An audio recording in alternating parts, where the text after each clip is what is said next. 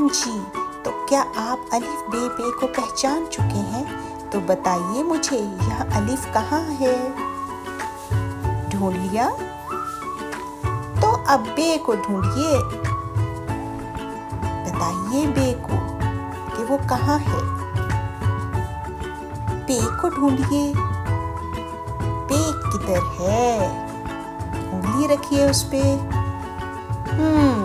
ते को ढूंढिए, ते पर उंगली रखिए। टे किधर है जी? टे को तो बताइए।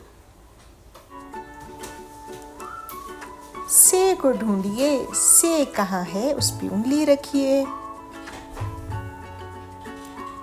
जीम कहाँ है जनाब? जीम कहाँ है? उस पर उंगली रखिए। चे कहाँ है? चे को तो पहचानिए। हे पर उंगली रखिए। हे कहाँ है? बताइए।